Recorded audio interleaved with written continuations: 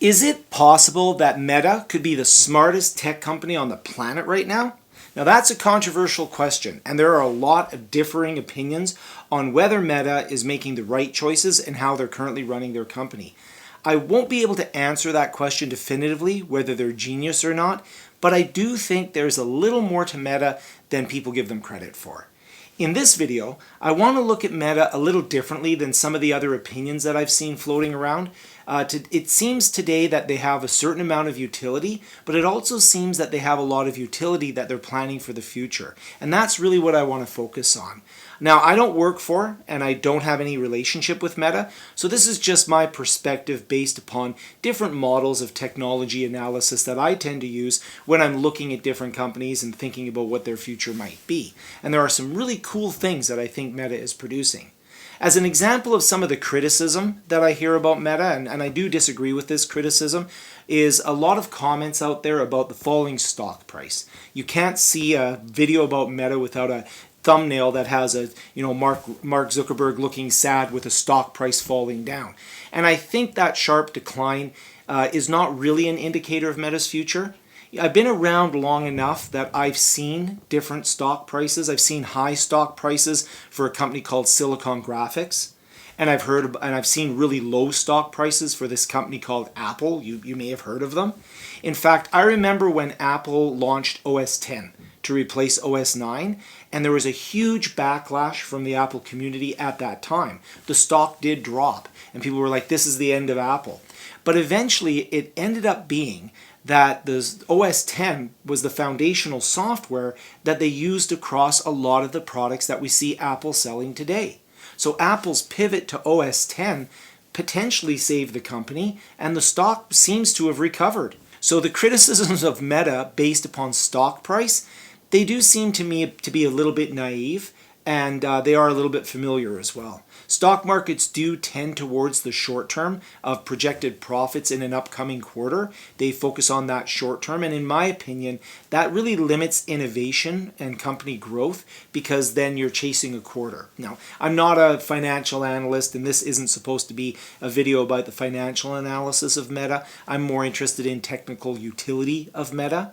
It might just be a company that needs a longer term outlook, maybe a buy and hold mentality, because they appear to be in the process of reinvention as opposed to an incremental growth, which actually might be why they're genius. Now, disclaimer again, I'm not a financial advisor, so don't be betting your money on my opinions in this video. If this video does go viral though, I will be buying some Meta stock just to make sure that I'm in at the ground floor while the stock is low. Now, I'm aware that investment takes capital, and I am aware that a falling stock price is not a particularly great news for Meta because it does limit the capital they have to innovate, but they're a pretty valuable company, and I wouldn't have minded buying Apple stock in the early 2000s, so we'll have to just wait and see what happens with Meta. So that criticism aside, if we look at the history of Apple, it could be, and compare it to Meta, it could be that really they're on a similar path. Apple always did have hardware as an aspect of their business, and Meta was born as a pure software company, so that's a significant difference. But it could also be that the similarities are that they're having to reinvent aspects of what they do in order to grow even larger than they were in the past. Sometimes you have to invent a market in order to own a market. So what about the Meta hardware? What about the hardware that they're now producing and that we're now seeing being created by Meta as they move their company into the metaverse and into a virtual reality, augmented reality world? Let's take a look at that. I have an Oculus Quest 2 and I use Microsoft HoloLens 2 as well at work, so I have experience with both virtual reality and augmented reality, VR and AR. While I don't have the new Meta Quest Pro, it does look to be a very functional tool as a blended device bringing virtual reality and augmented reality together, allowing for a frictionless movement between those immersive worlds of VR and the augmented worlds of AR. I'm looking forward to trying it out myself and seeing more hardware introduced over time. It is the first in a line of professional tools that they've announced. But as Apple demonstrated, unique hardware is needed for unique software to succeed. It's a whole new business to enter, but if Meta does well in this regard, then they'll have a much greater chance of overall success. If anyone from Meta is watching this, don't be shy about hooking me up to review your hardware. I can't guarantee I'll be nice, but I'll be honest. Now, while we're all waiting for that to happen, let's take a look at ways that technology companies provide utility as their main focus and how by doing so they're better positioned to succeed, even if providing that utility requires them to enter a hardware market. And what do I mean by utility? We should define that term. Back when Meta was known as Facebook, their utility to consumers could have been described as providing social connection. This social connection expanded to provide utility to business by generating data about those user connections so that advertising could be targeted and effective. Facebook became a valuable resource for everyone involved in connecting people to people and, of course, people to products for business purposes. They were so good at that governments even adopted an aggressive regulatory stance against their activities to make sure that that wasn't a manipulated market. That's a massive subject of its own. That analysis is a little oversimplified, but it did allow the company to grow massively in terms of impact and valuation, to the point where they have such a large market presence that the only way to grow Facebook any further would be to increase the population of the planet. In fact, when you see a slowing of growth in Facebook, it should be seen as an expected behavior and not a sign of imminent failure. When you have 1.5 billion users in a market where there are only 5 billion people, there's only 5 billion people that even have internet access, well, that's a pretty big portion of the market, especially if you mix into that the fact that some of those 5 billion internet users are prevented access to Facebook by regulatory and governmental limitations. And the slowdown of growth then is a normal part of market saturation. This means that to grow, there needs to be a change. Facebook hasn't gone anywhere. It's still a profitable advertising business that has over 1 billion users. Meta has revenues as a company through Facebook that make it one of the world's most valuable companies, and that's very interesting. So Meta is making changes. To understand Meta's current and potentially future position in the context of observed changes, let's take a look at a model for technology adoption called the SAMR model, SAMR. Developed by Dr. Ruben, I'm sorry if I can't pronounce the name very well, it's Puendura. I'm not 100% sure if I'm pronouncing that well, so you can read it. But developed by Dr. Ruben as a way of looking at technology and education, it does provide a way of thinking about emerging technology in general. And as such, I think it's useful to shine some light on whether Meta will succeed in the future and whether we see them as being geniuses or not. In the SAMR model, technology is viewed as a way to either enhance or transform the way we complete tasks. It's specifically for education, but it applies to any new technology. Technology could act as a substitution for something that we're doing, to augment something that we're doing, to modify the way we do things, or even to redefine the way we do things. Again, originally developed for education, I think the model does support many technical adoption processes. It's easiest to see when technology is acting to enhance our experience of the world because we understand what we're doing and we can see how the technology substitutes or augments what we're doing. It's a little more difficult to imagine how technology may completely redefine our way of doing things. Redesigning how we do things or doing things we couldn't imagine doing is hard to imagine. And this is where I think Meta just might be genius because they may be onto something that redefines the way that we actually do things in the world.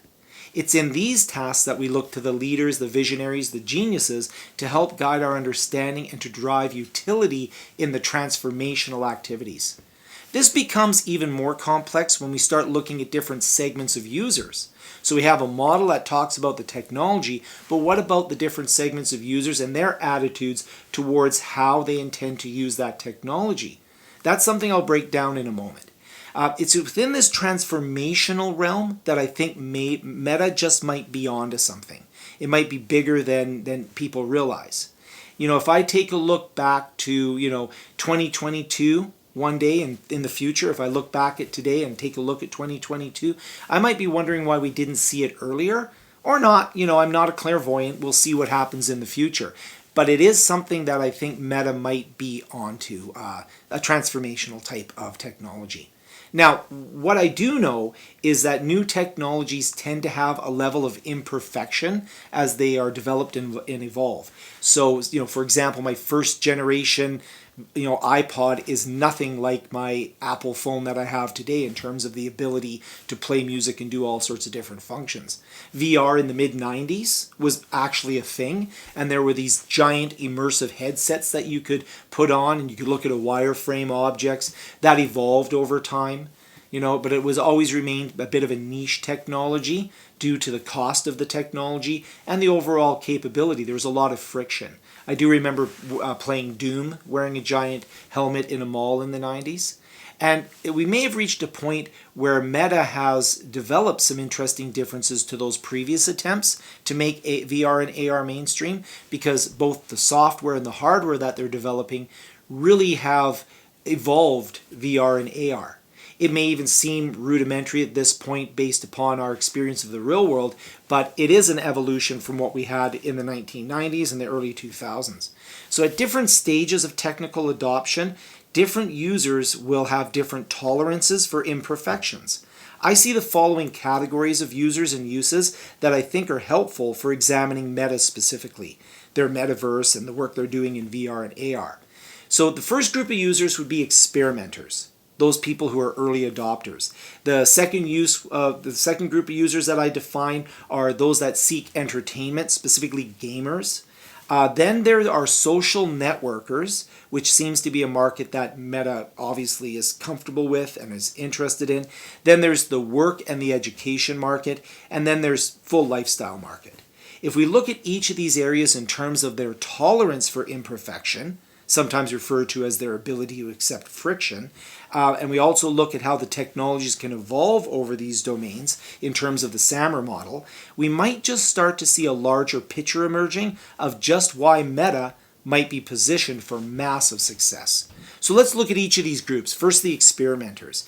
When it comes to the experimental group, the early adopters, those that are open to new ideas, there's a pretty large tolerance for imperfections, even failure of the technology. This probably describes myself pretty well. I have a number of products that had potential. They required me to jump through a lot of hoops to use them. There was heavy learning curves. Some succeeded, some failed. As an example, I had the first generation Palm Pilot. I had many pocket PCs, which eventually evolved into the smartphones. I had a first generation iPod, which of course was a successful product. And I was a founding member of Google's Stadia online gaming service. That's closing down next month.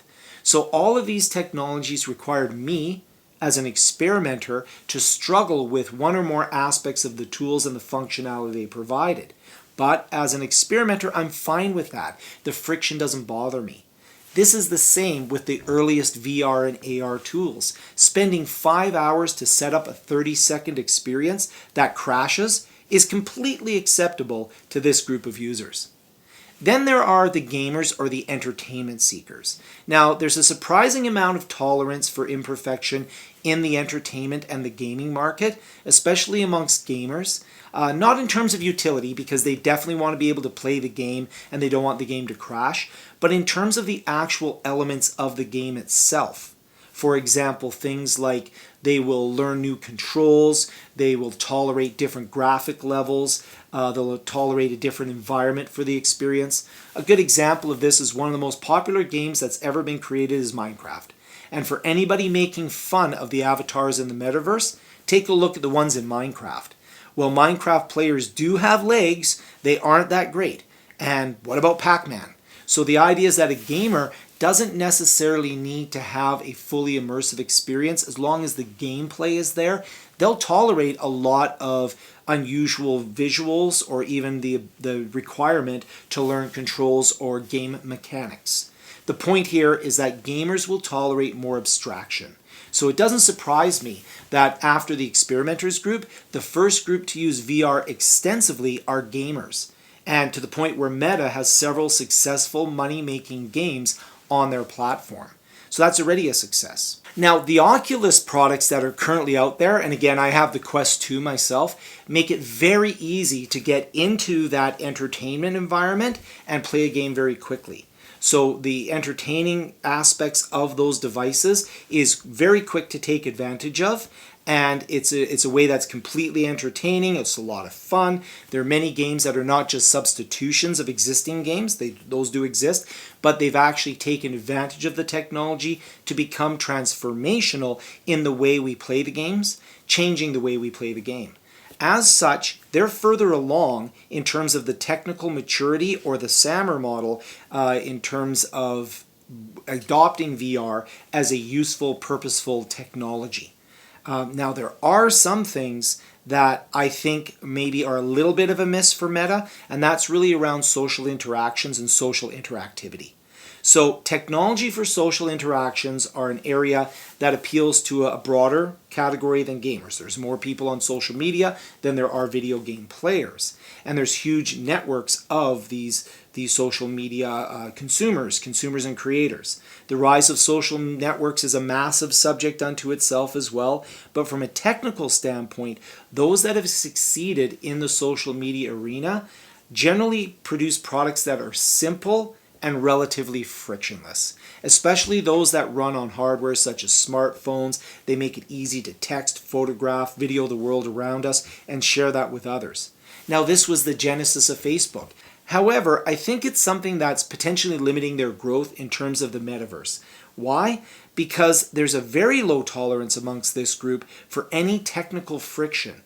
Most users of social networks just don't have the technical capabilities or the tolerance to suffer through any learning curves or any changes in the way that they're living their life. So they don't want that overhead to the process. The simpler the social network is, the more it gets used. At this point, I think this is probably the biggest challenge for Meta.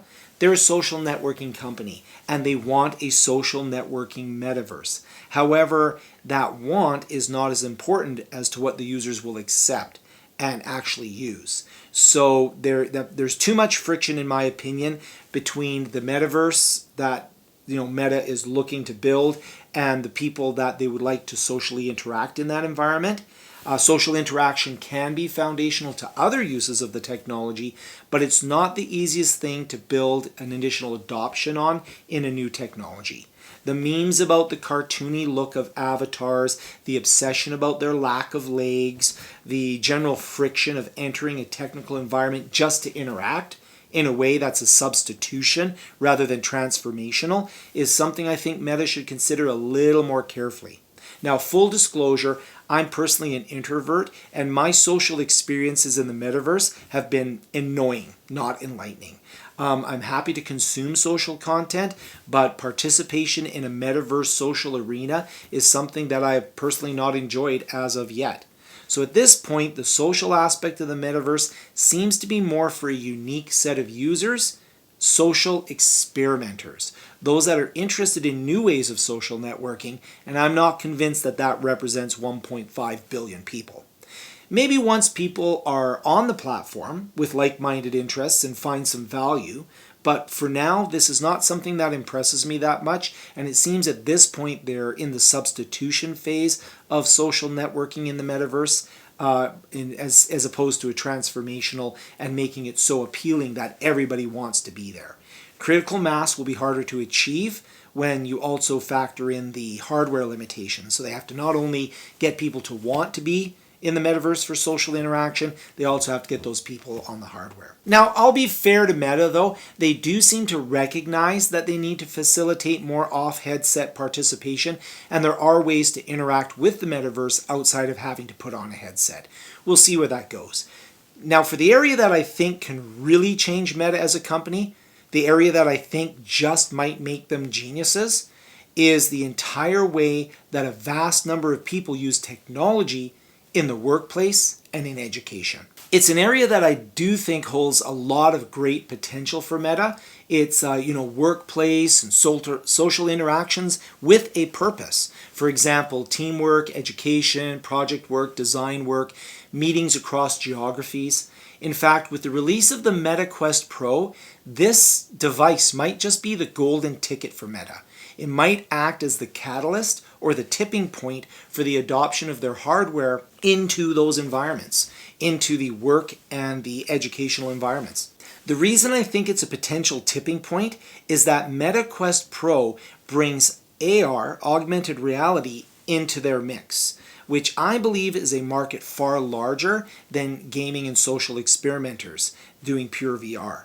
I have another video on VR and AR and the differences where I go into more depth between the differences, but getting AR into the workplace and education is very powerful. Getting AR into the workplace and into education is not without some substantial challenges, because in the workplace and even in education, there's a lot less tolerance for any friction related to getting things done. People are busy. They don't want to play with technology in order to get their job done. So if that technology is just a substitution with no value, it's not going to get used in those environments. If it's a substitution or transformational, that's a whole other story. So I actually think education would be the best field for Meta to start really pushing a lot of their products, because there is a little more tolerance in education, but obviously that can be done in conjunction with the workplace. Some AR implementation in the work and school environment is already being done with tools such as the Microsoft HoloLens 2, which is a device that allows for collaborative design reviews, walkthroughs, training, a lot more. And Meta has definitely placed an emphasis on collaborative activities in this regard. Again, back to their social networking origins, they want collaboration. It might actually be a better position, Meta as a company might actually be in a better position to deliver than Microsoft by themselves, especially when we start seeing the announcements that Meta and Microsoft are working together. Microsoft 365 is being placed on the Meta platform, so that'll be an option. So now with that augmented reality, you'll actually be able to do work that you're familiar with doing, working with Microsoft 365, but it'll be placed on the Meta platform, including things like Microsoft Teams. The area has challenges around tolerance for the ease of use and the level of professionalism around the avatars, the way people perceive others within the space. And we'll tolerate a level of gamification in education, but in the workplace, that cartoonish abstraction is just not going to work. So I think that will be the next thing that Meta will have to do, and they are doing it. So they're creating a more lifelike avatar for the workplace environments that we're in. Now, this world of work is obviously massive. It's more than 1.5 billion people, and it's definitely more than, the experimenters and the gamers out there. If even a portion of how we work is transformed by the use of VR and AR, then those tools will become mandatory for everyone. Workers will have headsets for at least a portion of their workday or for specific activities. Again, things like design, review, meetings across geography. And we see this already being done in high-end engineering, by the way. So, for example, technologies that are transformational are part of the AR stack right now with the HoloLens 2, the way they allow for collaboration on design. And in my field, the world of data, this does seem to have the potential to visualize data sets in a way that would be much more challenging or actually impossible to see with just a two-dimensional display of that data. So the interactivity, the modification of the data, and the ability to get a visualization on a very large data set is something that's transformational in the world of data, and AR supports that. VR actually supports that as well. So that's something, data is a good one, where that works in both VR and AR. Now, the killer application really around things like AR and VR will be meetings, because there's a lot of meetings where people have to work together to accomplish goals, and meetings that can take place in a geographically separate environment are going to be really big. So while social networks are more of a voluntary type of activity, the need to meet with others in the world of work is mandatory. So but there is that demand for professionalism, so the cute legless avatars won't cut it for the vast majority of businesses. If Meta is able to not just provide a substitute for the webcam and Zoom and Teams in a different way, but actually transform the experience of meeting by allowing photorealistic avatars with body language, representations that can extend a tool set for design and collaborative objects that we work with, that might just be the genius and the killer app for their technologies. Only after maturity and development of completely frictionless and transformational technology will we see the use of these technologies in everyday life by the majority of people, and that'll be several generations of hardware and several evolutions of software away. The future is uncertain, but it does seem that Meta's investing in tools today that can potentially pay dividends later. They're not working on mere substitution because that's an uphill battle. People don't just want to do new things people don't want to do the same thing in a new way. But when we start that transformational process where they can do new things and things that they never thought possible, then you might just come across as a genius if you're the first mover in that area. I'm excited to watch the evolution of Meta in this regard because I think they're a lot further along than they're often given credit for. And I'm looking forward to trying the new tools that they develop with an eye to the utility over the technology, but definitely utility that's enabled by technology. So is Meta genius? Are they going to be the company of the future? Well, time will tell, but if they concentrate on the adoption and the audiences that have different aspects of or tolerances for friction and adoption, I think they have the potential to really come across as geniuses, and maybe 10 years from now or 5 years from now or 15 years from now, we'll be looking back at Meta the same way that we look back at 1999 and 2001 Apple and say, I thought that company was going to disappear, but look at where they are today. It'll be very interesting to see, and I'll be following a lot of those things here on this channel, plus a lot of other subjects when it comes to learning and technology. So I hope you'll watch and subscribe and share with others and do all those YouTube-y things. Here's some other videos that maybe aren't as geeky as this one, but I hope you enjoyed it.